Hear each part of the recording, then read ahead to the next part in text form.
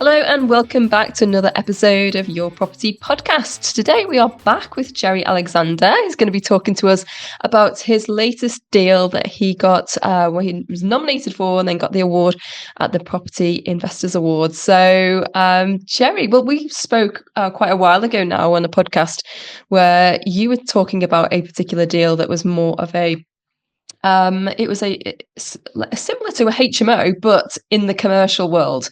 And certainly by looking at it, the highest cash flowing commercial strategy that I've come across before.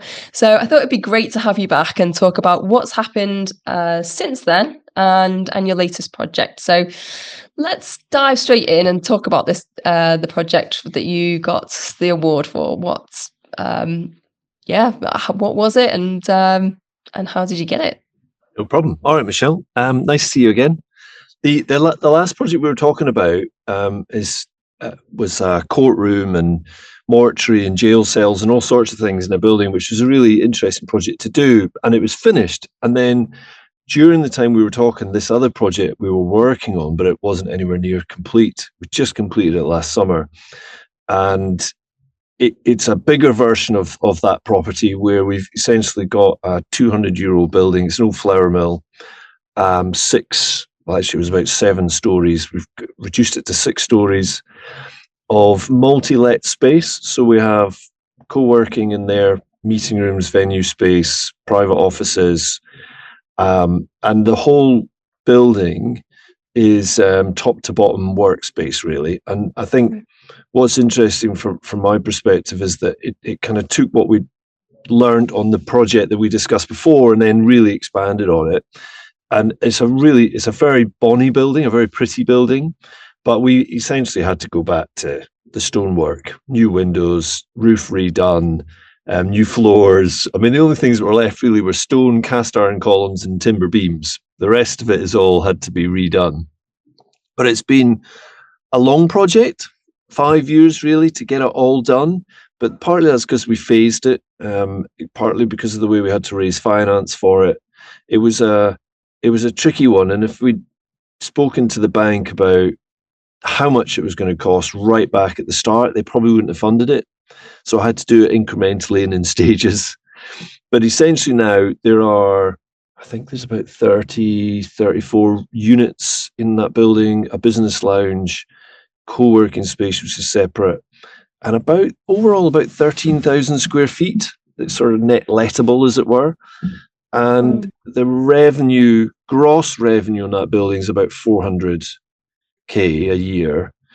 But originally we thought it was maybe going to be about 250. So it's really turned out really good.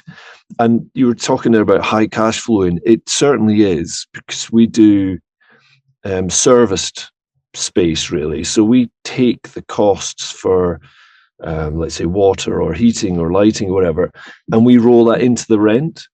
But it does mean that people are prepared to pay a premium for that. And so there is this kind of arbitrage between what you would normally get as a rent, the element that you would get for renting out serviced, and then obviously taking off the service costs, which means you end up with a really good cash flow. The thing is, it is active. You have to be busy. You have to be prepared to hire a team or whatever it is to run a building such as that. But it's been extraordinary, and I'm really pleased at how the building's ended up. It's definitely a sustainable building now, whereas before it was a bit run down, and we're looking to try and find more local sites to continue expanding that model. Well, so on the first podcast, do you remind me how many units was that one? That one, so that building was actually our 4th building, and it has 10 units. Right. Okay. But it is actually our smallest. It's 7,450 square feet, something like that, and it's actually a little bit small for our model. We have got some other buildings that are a bit bigger, but these two, the one we're talking about and the previous one, are both historical buildings. So they're both 200 odd years old. The others are all a bit more modern, but it's the old stuff that I really like working with. So if I could, I would just continue working with listed buildings. I love the history, the discovery while you're peeling back all the layers, trying to find the original building underneath. And of course, clients love it because it's a really inspiring type of space to work in, but it's also quite grounded because it's got the past and the history there, right? So they're really, I find it fascinating working with those types of buildings. And they are difficult to make work because, they're designed for something like a jail. What do you do with a jail, right? It's designed for something it's not necessarily for working in. But if you can make it work, they can be such funky spaces to be working in, really interesting, quirky spaces. Well, right, there's lots of different questions here I've got popping in my head. But okay, let's start with the listed building, because first of all, the concept of listed buildings and something, a building that's so old really just put most people off. So does that mean there's less competition? Yes. It does. I mean, in general, in commercial, there's less competition. In resi, if you go to viewing, there might be several other people in the viewing. In commercial, you might be the only person that views it that month. It is different. It does depend what location. And of course, if that commercial looks like it could be converted to resi simply, then there'll be more people, there'll be more traffic. But what I do is really focus on finding buildings that I can re-engineer and let out as commercial space, but not as it was, trying to generate something that's a bit more modern and focuses on modern requirements. But in answer to your question, they can be a bit more scary. There is less competition, but it's all about understanding your local market and being able to work out whether the building you're looking at can be transformed into satisfying that local market. So it's a lot of it's about the research first, rather than trying to, because a lot of people come to me and say, look, Jerry, I've bought this building. What do you think? I'm like, it's too late now. You should be thinking about it before you buy it. Yeah, I can see that. There's the due diligence beforehand. And because I guess these type of buildings, they're not going to be, I'm making the assumption it's not like city centre where you might typically get a lot of the co-working space demand, or is that wrong? Do you find these properties in the city centre? Oh yeah. Yeah. I mean, if we open up the can of worms, which is the whole flex space industry, there's most of it is centred. Well, a lot of it's centred in the city of London, right? But actually, a lot of it is city focused. Apart from anything else, you've got the demographics and the numbers and the concentration of people. And when you start going out to the regions, and certainly smaller locations or smaller, less densely populated areas, then they become less frequent. So it's actually more city centre focused. And the building we're talking about is in a city centre. The one I'm sat in today, the first one we spoke about, it's in a small regional town. So it can work in both, but having the concentration of numbers helps. For sure. I mean, it's been interesting, the whole work from home thing, and then it's sort of drifting back again, and how that's affected regional locations. And certainly there was a big upswing in regional locations doing co-working spaces and shared spaces. That's maybe become a little bit muted by the fact that the city centres now are starting to pick back up again. Right. And so these types of buildings, if you have in mind that you're going to be completely stripping it back, then do you look at it differently? So, for example, it doesn't really matter about the layout. If you're thinking, actually, I'm going to go back to stone, back to brick, then you're working with that blank canvas. Whereas somebody else might come in, they're thinking, okay, how can we just work with what's here? And then it doesn't really work. So I do think you're at an advantage because you are going to kind of redesign the internal space. Great question. So the project we're talking about, the mill, originally the floor plates were open, so just cast iron column, grid system, timber beams. And the predecessor, I mean, it has been many, many different things over the years, too long to list, but basically the predecessor had started doing some work to subdivide it. There was some partitions left up by the masons that used to use the building, and some others that were used from a joiner, and various different businesses and operations that had been in there. And it was fortunate for us that we could strip all that back to the original structure. But if it comes to moving walls, solid stone walls and that sort of thing, you got to work with it, right? Apart from anything else, the listing might mean that that's going to be problematic anyway. So that building was easier because of that fact that it was open plan, or originally was open plan. The first building we were talking about previously was really difficult because actually every room, the partitioning were 2 foot thick stone walls. So, right, we can't drop a wall here, or if we do, it's got to return the money on this. So you have to kind of work with what you've got. So I think some historical buildings are designed in a way that actually changing them completely is really difficult. So you have to think about, well, what could I use these different spaces for? Can I change the flow and the direction of access for different units? And sometimes it's difficult to make that work. And I think that's why some people walk away.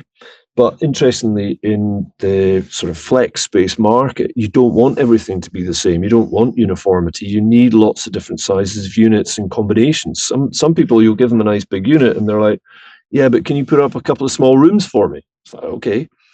So that every business has slightly different requirements. So a historical building with all sorts of muddled sizes of rooms isn't always a bad thing. It's just the access, because a lot of the times for these buildings, you ended up going through a room to get to another room, and that's when it becomes problematic. And that's you have to start putting up partitioning just to try and separate those spaces out so you can let them to different businesses. I think each historical building will have its own challenges and its own original layout for what it was. And again, it's just back to that thing of, well, actually, what am I trying to achieve here? What do I think the market wants? And can this building do it? And some of them can't, right? Some of them just can't. But I think with a good bit of imagination, most historical buildings can be reused. It's just whether financially it actually is going to work. Right. And interestingly, in Scotland, I'm not quite so sure about England at the moment, but we had a rates dispensation. If you had a historical building, listed building, and it was empty, you didn't have to pay business rates. Whereas in Scotland now, that's not necessarily the case, which means a lot of these buildings now are going to be coming much more to the front line. And some people who were custodians, they were looking after the building within reason, keeping it watertight and thinking, I'm not sure I'm going to do this, but weren't too bothered. They're now feeling much more pain. So some more of these things are going to come to the market, or more of these things are actually going to end up in no man's land, where somebody maybe has moved them into a company where they can actually just let it go and nobody owns it. So it's going to be interesting over the next few years. There's definitely going to be opportunity if you can take on these buildings and remove that pain. But it's kind of crystallizing the fact that a lot of these buildings are redundant and need something done to them. And one deal that, funnily enough, near this building we were talking about, I've just had a confirmation on our offer, and that building, one of the key reasons they want to perhaps move it on is the pain. It's actually costing them more money than it ever used to just hold it. The holding costs have become quite sore. So there's definitely opportunity there for us, as long as you can mitigate that pain. Yeah. Is there any incentives with it being listed or with it being empty? For example, in some cases where the council or the perhaps the Historic England, there's bodies out there that want to bring these buildings back to life. So does that work in your favour? It certainly can. There are no general principles across all counties and councils. They all treat them slightly differently. There's no central pot of money. However, there has been one or two lumps that have been passed out to councils, and it's up to them to decide how they're going to distribute that, as usual. The only problem about basing your project on receiving grant money is it becomes a full-time job, and you end up orientating your finished product to try and tick some boxes to get some money, and it might not actually be the best form of income or the most efficient way of using the building. So whenever I'm doing calculations, sure, I hope I'm going to get that, and we do work on it, but ultimately the thing's got to stand on its own 2 feet without the grants, because you just become, it's just too risky, I think. Yeah. There's a lot of hoops and paperwork to get through to get that money. That's for sure. They make you work for it, don't they? They do. I mean, we've been lucky. We have had some grants in the past, and for that building we're talking about, we got some grants for externals. So the local trust, civic trust, were very kind and gave us some money towards pointing, bit of re-roofing and slating, window replacement, that kind of thing. And the scaffolding. I mean, the scaffolding was about, from memory, the scaffolding was just under 30 grand just for the blooming scaffolding. So they helped contribute a little bit towards that. Yeah. Well, it's in their interest, but also from your point of view, it just sounds like it's a bonus if you get it. Sure. Great, but not to be factored in the numbers initially. Okay, and what about the strategy then? So obviously you've gone down the commercial route, and presumably it's because of you've weighed up the income versus residential, because for most people, when they think of commercial, they think of looking for something to turn into residential. And I know where I am here, there's an old mill that's recently been converted. It's a beautiful building, but it's been converted to residential. And perhaps, I'm just kind of thinking around, there's not many people that I come across anyway who take that previously commercial and keep it commercial. It's a good point, Michelle. I think probably the circles that we are in the property world, the root of that is residential, right? That's just where it's come from. That's where everybody, and it's a relatively easy step for someone who's thinking, I'm going to get into property. I can see all the shiny pennies here, so I'm going to go and buy a house, do it up, rent it out, buy to let. Easy peasy. Not, but you know what I mean. It's easy to see, because we live in a house generally, or a flat or something. Residential is not a big change, but commercial seems to be, to some people, quite a different beast. But I think it's just a natural evolution, as you're going through property and you're learning different strategies, that for commercial rather than just commercial resi is something that people need to look at. And we did the numbers on this building, the award-winning building, and after tax, because a lot of the time, if you develop things, so start again, Jerry, we looked at it doing as commercial to resi. To be honest, we did it after the fact, but I thought, let's just have a look at numbers, see what would have happened. So I'm just as guilty not looking at it the other way. But anyway, so we went through the numbers, thought, well, look, if we rented this out as 13 flats, which is what we thought we could probably get out of it, then the yield is really quite low. The return on investment's low based on the end value. So we'd probably have to sell it because it's like a 5 or 6% return. So actually, after tax, we would make around about the same as we do every year doing it as commercial let. So it just is such a big difference.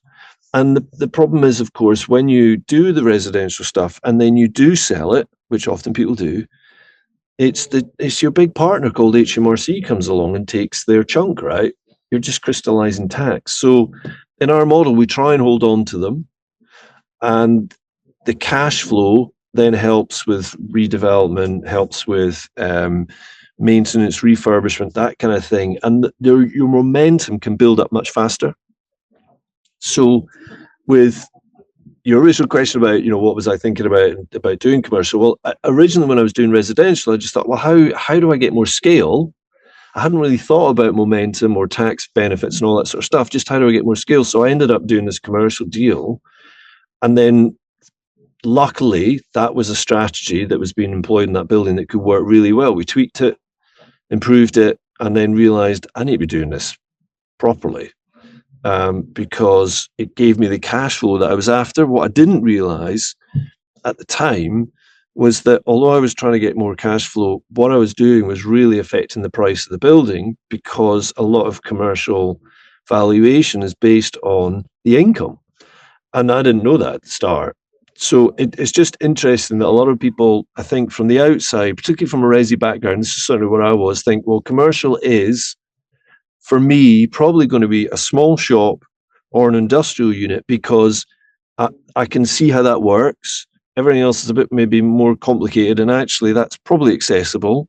But what I need to do is make some money elsewhere, and then I'll park it in a shop or an industrial unit. And I think, certainly for me, I didn't look at those as places where I could grow value. I just looked at places where you could maybe earn a higher cash flow, but not necessarily build wealth. But actually, because you've got a lot more ability in commercial space to add value through increasing the income, then actually, as from a point of view of building scale and creating more of your sort of equity pot, it's a really interesting place to work, because creativity in commercial, I think, is much more valuable than is in resi, because you can convert things to all sorts of different uses and totally transform the income, which increases the value in general, which means you can go again. So I didn't know all that when I started. It was just over the process, like, oh, okay, that works and that works. Oh, gee whiz, this, I need to do more of this, right? And the whole commercial space, from the outside looking in, and I still feel I'm looking in, is that most of the industry is built around people making money somewhere else and then buying a commercial asset with a tenant as an income stream, as a passive income stream. And most people in our industry, Michelle, when they do talk about resi, right, about commercial, it's either commercial to resi, as you say, or it might be as I might buy some of those to put in my pension because it'll give me a flat income. Yeah. And the whole industry is based around people investing in commercial for that. So a lot of the conversations, the commercial agents, everybody, if you think about the context, they're all thinking about people making money somewhere else, parking it in commercial. Yeah. Whereas actually, when you get under the skin, you can really add value in this place, but you've just got to find your way in, which is obviously not as easy. Yeah, it's interesting. So when you talk about value, am I right in thinking that, so you mentioned about the rental income and being able to play around with that. You've got so many different income streams from that rental value that's the thing that increases the end valuation. It's not the building itself, like, for example, residential goes up in value at a different rate. Yes. So there's two different things going on here, right? So residential, the building itself tends to go in value higher, but with commercial, you are, dare I say, not completely reliant on the rental income, but pretty. No, you're not. But let's just unpack that a little bit, right? So with residential, you buy your terraced house, you possibly do the attic because you realise that everybody else in the streets put a dormer on, so I'll do that.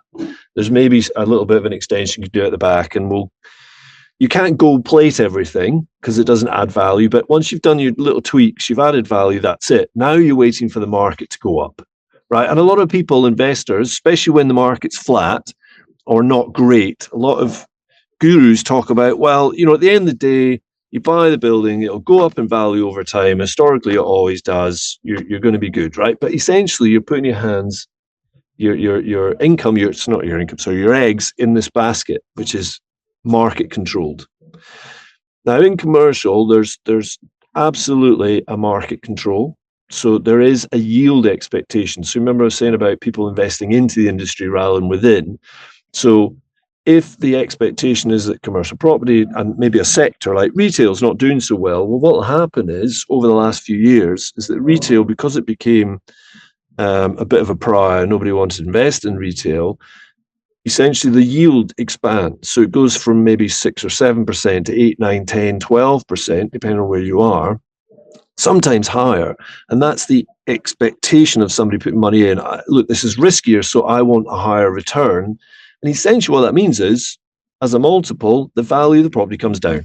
Because generally, if the income, let's say the income was 10 grand, and the yield is 5%, right? Well, actually, that means that building's worth 20 times the income because it's 5%, right? So it's worth 200 grand.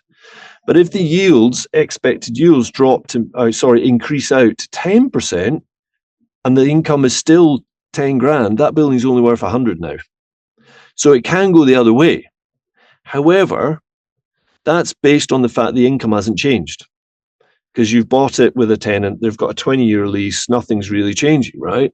If you are in a market where it's relatively stable and you buy a building that was producing 10 grand and you manage to increase it to 20, you might have actually doubled the value of the building. Now, it's not always the case, because there's another part of this, right, which is borrowings. So a lot of people that we talk to they're not making money necessarily elsewhere. They're trying to grow and leverage as much as they can to build their portfolio. And borrowing in commercial, if you speak to a number of professionals, experts in the industry, they will tell you you're only going to get a bricks and mortar valuation for your finance. And I would say that's complete nonsense. There'll be many people listening to this saying, what are you talking about, Jerry? That's not nonsense. That's exactly, well, I'm sorry. The last few loans I've had have been based on open market value. But essentially, the component part of the bricks and mortar is less movable. So if, for instance, going back to the terraced housing, and we talk about terraced commercial, if you have typical three or four units all next to each other in a little shopping parade, one's got a pizza place in it, one's empty, and the other one's got Starbucks, right? And Starbucks are on a 10-year lease. The pizza place is on 10 years, but the pizza place is run by Jimmy, right? It's his first one, but it's been maybe going for 5 years. He's got a 10-year lease on it, and he's paying £20,000 a year. Starbucks have been in for 2 years and they're paying £20,000 a year, nothing more. And then the other one's vacant. So if the local market expects the yield to be 10%, and this is going to make the maths much easier for me, right? Then Jimmy's might be worth £200,000. 10% return means a multiple of 10 on his 20 grand. So it's £200,000 for that unit. Starbucks are in next door paying 20,000, but there's other levers here on the cost, right? On the value, because some will say Starbucks, they're in for the same length of time, but actually these guys are much more reliable than Jimmy. So actually we're going to give this somebody's going to buy this to pay more for this. So actually the yield might be different. And they might say, well, actually somebody might accept a 5% yield. Now, that might be a pushing it, but it helps with the maths, right? So actually, that means they're willing to pay 20 times the income. So now it's not 200,000, it's 400,000. That might be extreme. But the third unit is really the interesting one because it's vacant. And the bricks and mortar value, they might come back to you and say, well, actually, there's no income on this building. So in order to get an income, and you might agree that the income might be £20,000 because the other two are, but in order to get to that income, right, you're going to have to spend 6 months finding a tenant. You're going to have to give them a rent-free period. You're going to have to do some marketing. Yeah, you're going to have to pay some business rates, and you might have to do some redevelopment, and all these things, and leases and everything else. All these things cost 5, 10, 15,000. So the building value is actually maybe only 150. So 3 units, all exactly the same. One's worth 150, one's worth 200, one's worth 400. And it's all to do with the sitting tenant and the income, not necessarily the bricks and mortar value. And it's really interesting because if you came to those 3 units and you came to the vacant one and you took a punt, or you maybe found a tenant first, which is the best thing to do, but you took a punt, you bought the unit, you'd lined up Costa, because they like to go near Starbucks, and they're paying £20,000. Now your valuation's gone from maybe 150 up to 300 or maybe more, because you've changed the income and where it's coming from. And there's lots of little levers, but essentially the one that I really focus on is the income. But if you can get a strong, what they call covenant, or a good tenant, then that's also going to add some extra value for you. But at the end of the day, I'm investing for cash flow. Sure, I want the value to go up, but the cash flow is the most important thing. And not always does, but the high cash flow reflect in a high valuation. It's not always a straight multiple. Hope that explains it. Yeah. It's the numbers can get a bit complex, but it's interesting to kind of compare those three models there. And you've gone for the not just one building with one tenant. You've gone for this multi unit option where you've got now 30 units in one building. So do you, I'm guessing you obviously just want to have the best tenants in there, so having long-term established businesses, or is it a case of it's better to have a mix because that reduces the risk? But I'm guessing it's just a risk-based calculation. Yeah, it's a good question. I think a lot of our units, right? So we have some units that will take 100, 120 people as an office, as a single unit. Not many, but the majority of our stuff is around 2 to 4 people. And you'll find most corporates don't want a 2 to 4 person office, right? They might do in a regional location, or they might be testing the water somewhere, or they've got a project going on. But essentially, most of our customers in the smaller units are independents. That's their only office, right? That certainly the large units do tend to be more regional stuff. But when you've got just those small ones, for them, if you think about it, particularly for the smaller units, it's not about the square foot cost. What they're interested in is how much does it cost me to have an office, right? Rather than working from home or potentially having a retail unit, because that's often the first place for some people that look at workspace as opposed to necessarily an office. But anyway, if you can put yourself in their shoes and think, right, well, if I take on a retail unit or an office in a traditional sense, I've got a lease, that's fine. It might be £5,000 a year as an example, whatever it is. But I then have to pay the water. I have to organise somebody to collect the commercial waste. I've got to organise for any repairs, boiler maintenance, anything else, particularly if I'm on a full repair and insuring lease. I then have to coordinate with cleaners, utility companies, all these different things, right? And you think, oh, hold on, I think I'm just going to carry on where I am, right? Because there's all those headaches. And also it goes from being £5,000 a year to maybe 12 or 15 because you add in all these other costs. So in the smaller end, there's a higher margin.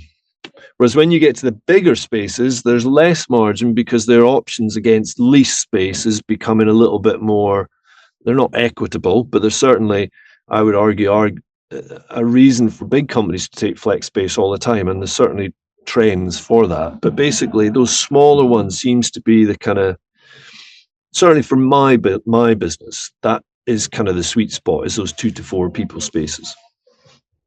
And so you've kind of positioned it there like the tenants, it's actually more cost effective for them to come and take one of your spaces because all the bills are included. But then at the beginning you said that actually you can charge a premium because it's easier for them. They don't have to deal with all those things. So yeah. How does that work? Yeah. Yeah. So best example, think of a gym. So we all become members of a gym. And if there's, I know that certainly some gyms will have thousands of members, right? So let's say there's 1,000 members in a local gym. They've got a swimming pool and everything else. I think it's probably more than that. It's probably 2,000. But anyway, if you and I want to go and build our own gym and put a swimming pool and everything else, it's cost prohibitive, right? If we want to go rent our own gym or our own swimming pool, it's cost prohibitive.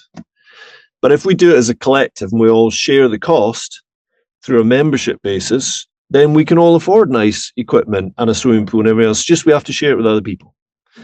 And it's exactly the same in this. So basically, rather than going and getting your own single office or workspace somewhere and then having to pay for all those different things, you're actually doing a bit of sharing. So there might be communal reception. There might be, well, it's a communal roof, a communal boiler. And we as providers are able to keep those costs at a reasonable level, share them amongst, hundreds of members or businesses or whatever, and then there's a premium we could put on top of that. just as a gym puts a premium on it and makes its margin, right? It's exactly the same in this space. Right. And I'm guessing that makes it easier from a construction perspective when you're building out at the beginning of the Yes. project, because you've got that in mind. You don't have to split things into different units, that you can just heat the whole building in one go, right? Yeah. I mean, don't get me wrong, Michelle. Some people in our space, they will have separate boilers, separate meters for every unit, and they'll lease them out on 5-year leases and don't really get involved too much. We go much more high end. We might have a staff member in the building, and we'll provide tea and coffee. So there's that's not in every building, but certainly that's more high end. We can make a higher margin. That's what we focus on. But there'll be some properties where actually the communal spaces are essentially the entrances and the corridors. Because if you think about it, especially if you've got a 6-story building, you can't give everybody a separate entrance, right? It's just impossible, right? So they've all got that particular building, back to the one that the competition winner, it's got 2 entrances.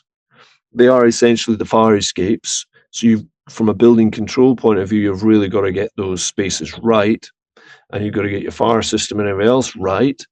But because they're all sharing the same space, it makes the building much more efficient. And also, it means that some of these older properties that are really difficult for one company to use suddenly actually lean into our sector, because actually they are quite often cellular and broken up into different bits and pieces for a use in the past that now actually doesn't work.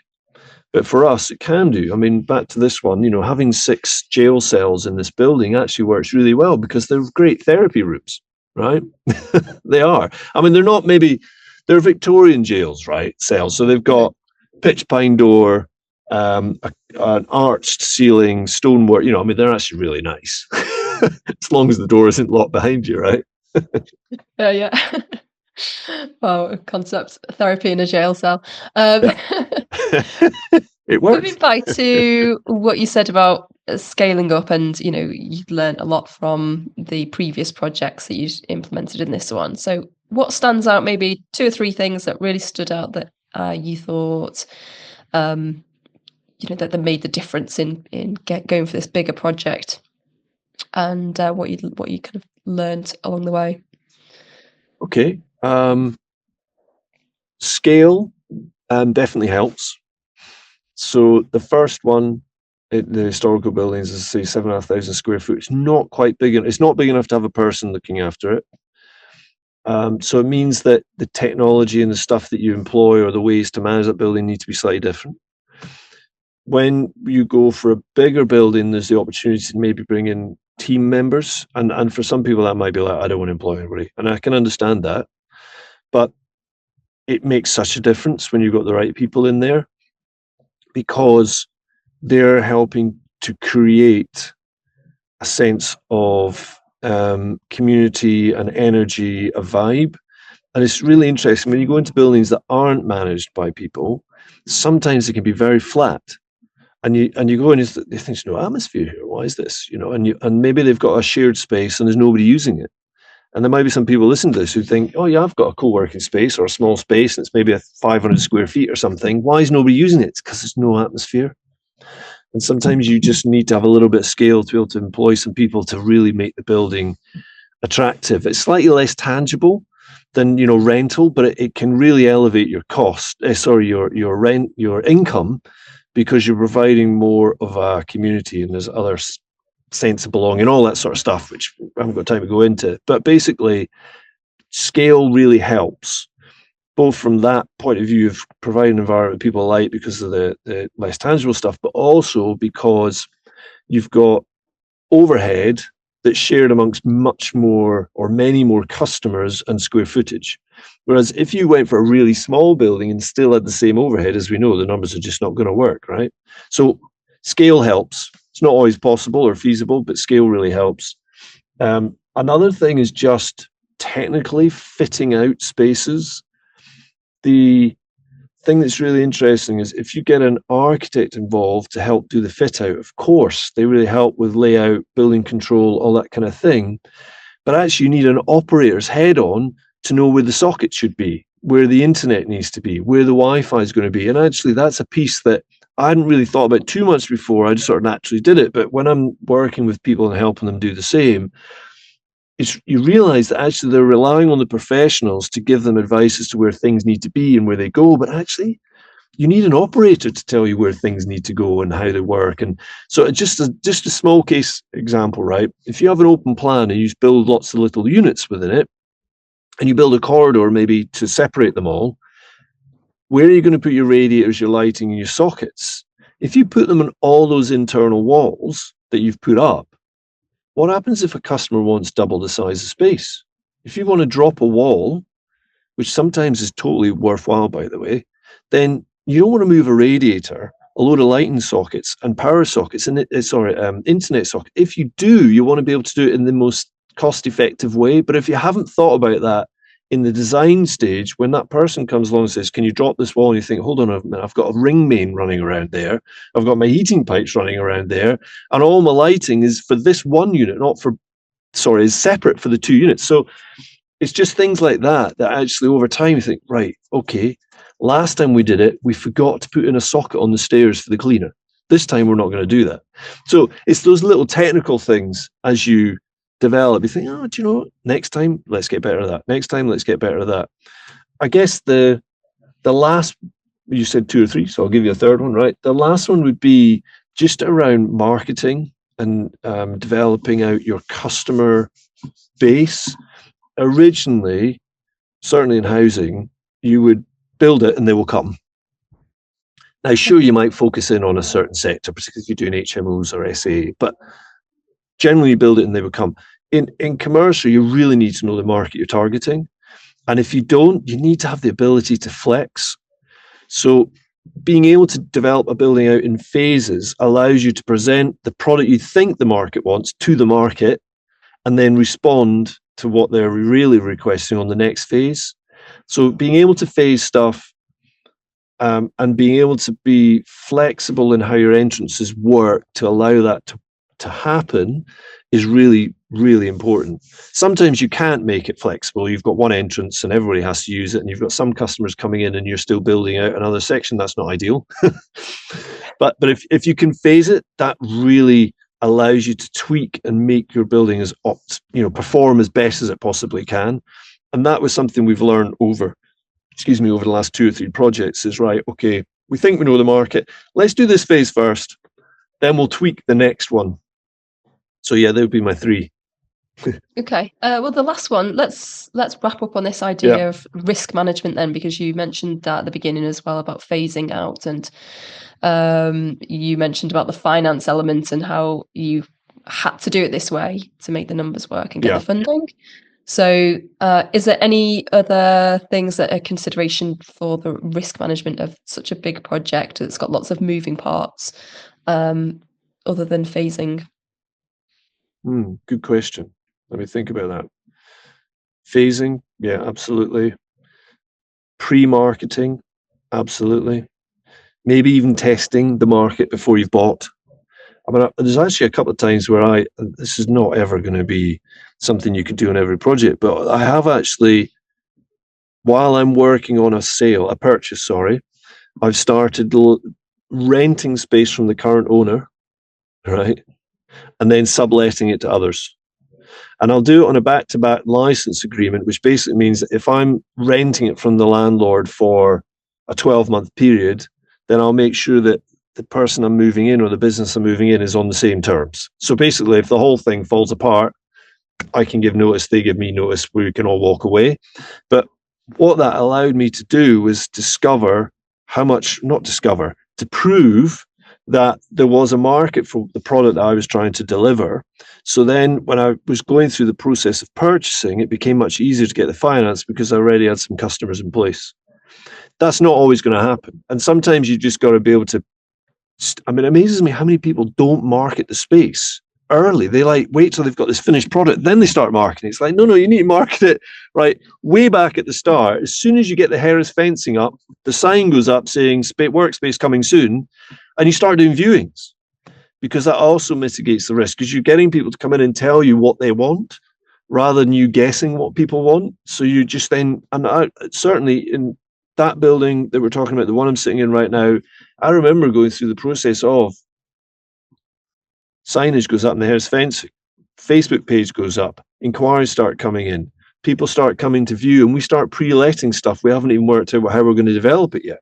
I remember letting a space at one point in the project that won the award. I remember getting this client in to do a viewing.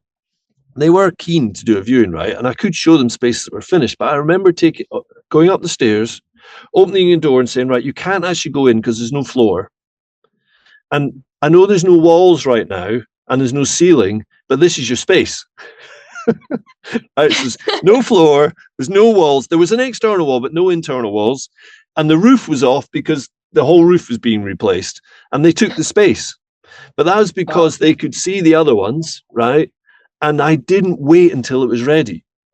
So I'm trying to think in my head of other ones, but really trying to get ahead of the game to work out or pre-let space really helps. And if you could, rent it and then let it to somebody else. I mean, a lot of people do rent to rent in our industry. Yeah, that makes perfect sense. So if the bigger the scale, you've got more economies of scale, the more units you've got. You've obviously jumped to this one, which is the 30 plus units. Is there a limit on how many? Like, where's the sweet spot? No, there isn't. So where's the sweet spot? If you really, it depends who you ask, right? I've been in what I would call the flex space industry for about 20 years. And there will be some organizations, I know their sweet spot, their minimum is 40,000 square feet. There'll be some who actually now, and certainly in London, I know of one or two whose sweet spot is now 100,000 square feet. Because they don't just want to have offices, they want to have some service accommodation, they want to have a gym, they want to have a cinema, they want to have all sorts of different things on site, because it then makes the site really sticky. Yeah. So as a client, if you move in and you start using your own private space, but you've got access to all this other stuff, you're never going to leave unless you have to. Why would you? Because it's all there, right? And that's where a lot of the industry, the bigger companies in the industry are trying to go towards, is really making workspace a service rather than a unit to rent. They call workspace as a service. So is there any upper limit? Not really.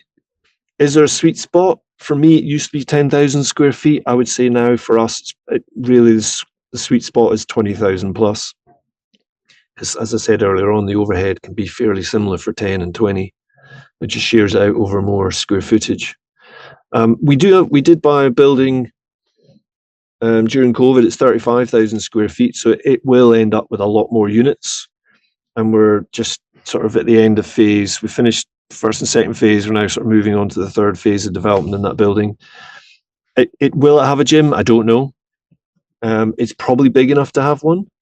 But ultimately, if you want to provide something that's a bit different and beats the traditional market, then you just need to look at more of those attractions that bring people in. It's like a gym, Michelle, back to that membership model. Some gyms charge £35 a month, some charge £200 a month, right? And so there is space for different types of offers, but it just depends on, from an investor point of view, going back to property investing, it depends on how active you want to be or how passive. And I do actually have a building, a 10,000 square foot building that operates as a CMO or a multi-let, but I only own the building and charge one person the rent. They do all the operations.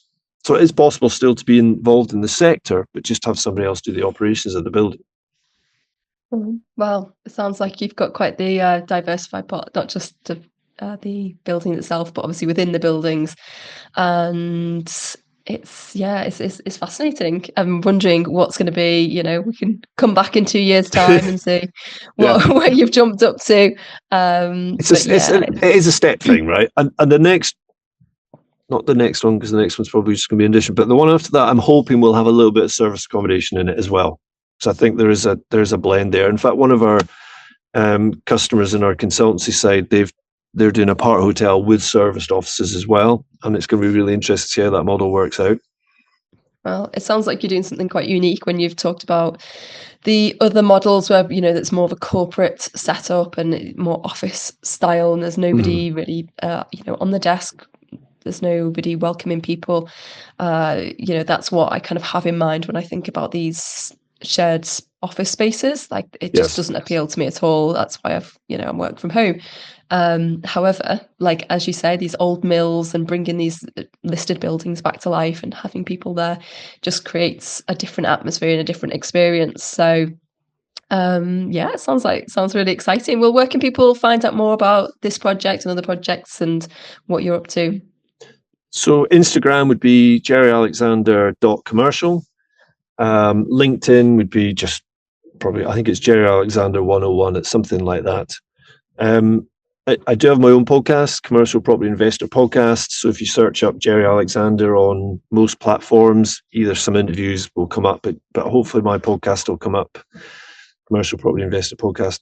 We're on episode 309 or something. I can't believe. Wow. I know.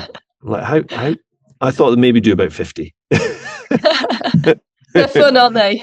They are good fun, and you learn so much. You meet loads of Yeah, interesting people, right? definitely. I'm so glad I started. It took me ages, though. I procrastinated for years, and then eventually, 5 years now. 5 years next month. Amazing, amazing. Well, congratulations, celebrating the 5 years of the podcast as well.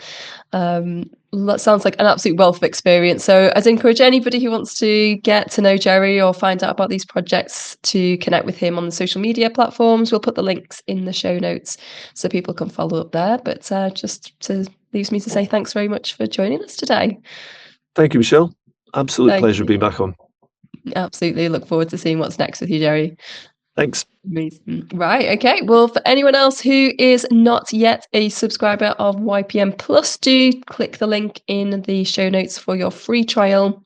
We've got absolute bundles of value in there. If you're not familiar with the YPM Plus model, it is our new latest product. We have got not just the magazine included, but you also get the live sessions every Monday at 12 o'clock, including the Deal Clinic, Networking, Money Monday, and Ask Me with Simon Zucci, which is all coaching based. So it's a fantastic offer. You've got a free trial. Click the link, and I will see you on one of those sessions soon. Take care for now, guys. Bye bye.